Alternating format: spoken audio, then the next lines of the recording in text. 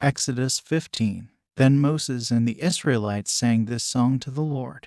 I will sing to the Lord, for he is highly exalted. Both horse and driver he has hurled into the sea. The Lord is my strength and my defense. He has become my salvation. He is my God, and I will praise him, my father's God, and I will exalt him. The Lord is a warrior. The Lord is his name. Pharaoh's chariots and his army he has hurled into the sea. The best of Pharaoh's officers are drowned in the Red Sea. The deep waters have covered them. They sank to the depths like a stone. Your right hand, Lord, was majestic in power. Your right hand, Lord, shattered the enemy. In the greatness of your majesty, you threw down those who opposed you.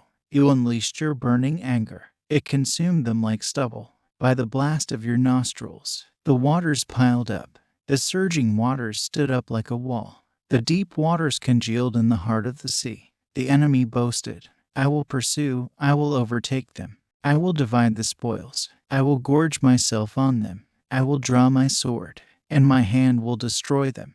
But you blew with your breath, and the sea covered them. They sank like lead in the mighty waters. Who among the gods is like you, Lord? Who is like you, majestic in holiness, awesome in glory, working wonders? You stretch out your right hand, and the earth swallows your enemies. In your unfailing love, you will lead the people you have redeemed. In your strength, you will guide them to your holy dwelling. The nations will hear and tremble. Anguish will grip the people of Philistia. The chiefs of Edom will be terrified. The leaders of Moab will be seized with trembling.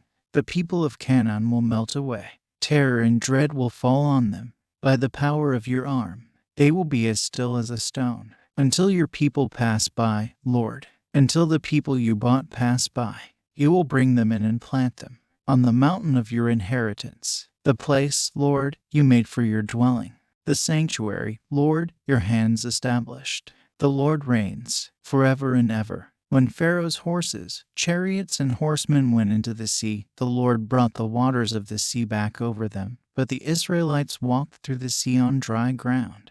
Then Miriam the prophet, Aaron's sister, took a timbrel in her hand, and all the women followed her with timbrels and dancing. Miriam sang to them, Sing to the Lord, for he is highly exalted. Both horse and driver he has hurled into the sea. Then Moses led Israel from the Red Sea, and they went into the desert of Shur.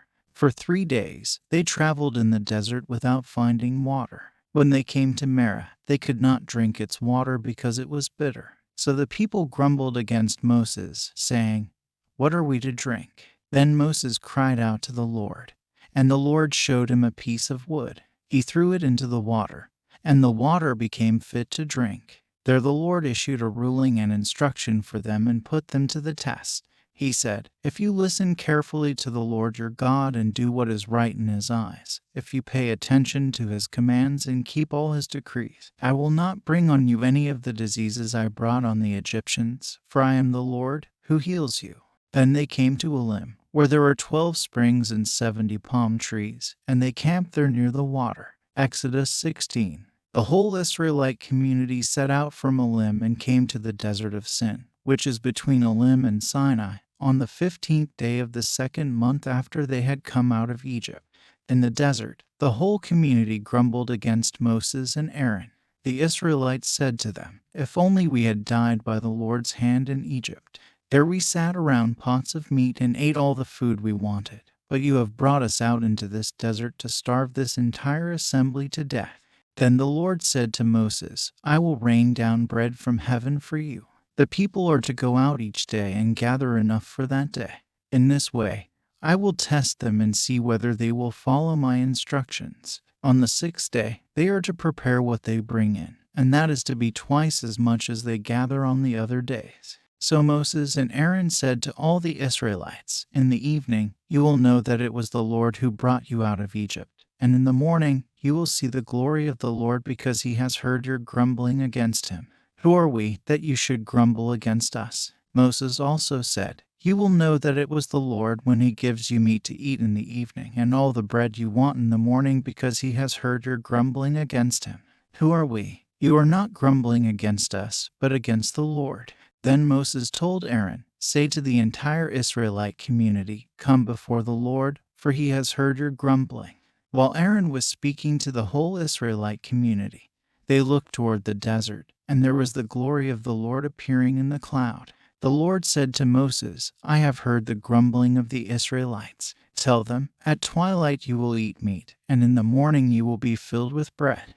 Then you will know that I am the Lord your God." That evening quail came and covered the camp, and in the morning there was a layer of dew around the camp. When the dew was gone, thin flakes like frost on the ground appeared on the desert floor. When the Israelites saw it, they said to each other, "What is it?" For they did not know what it was. Moses said to them, "It is the bread the Lord has given you to eat. This is what the Lord has commanded.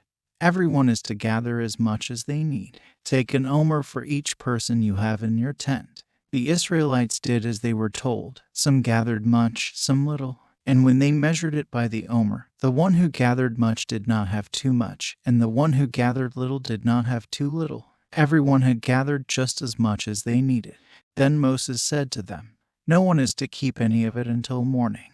However, some of them paid no attention to Moses. They kept part of it until morning, but it was full of maggots and began to smell. So Moses was angry with them. Each morning everyone gathered as much as they needed, and when the sun grew hot, it melted away. On the 6th day, they gathered twice as much, 2 omers for each person, and the leaders of the community came and reported this to Moses. He said to them, "This is what the Lord commanded. Tomorrow is to be a day of Sabbath rest, a holy Sabbath to the Lord. So bake what you want to bake and boil what you want to boil. Save whatever is left and keep it until morning." So they saved it until morning, as Moses commanded, and it did not stink or get maggots in it. "Eat it today," Moses said, "because today is a Sabbath to the Lord.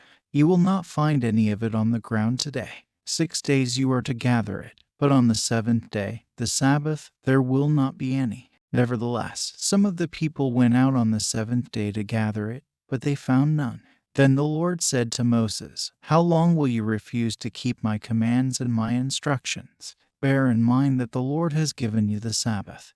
That is why on the 6th day he gives you bread for 2 days. Everyone is to stay where they are on the 7th day. No one is to go out." So the people rested on the 7th day. The people of Israel called the bread manna. It was white like coriander seed and tasted like wafers made with honey. Moses said, "This is what the Lord has commanded. Take an omer of manna and keep it for the generations to come, so they can see the bread I gave you to eat in the wilderness when I brought you out of Egypt." So Moses said to Aaron, "Take a jar and put an omer of manna in it. Then place it before the Lord to be kept for the generations to come."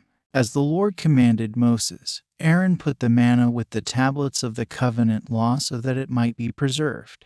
The Israelites ate manna 40 years, until they came to a land that was settled. They ate manna until they reached the border of Canaan.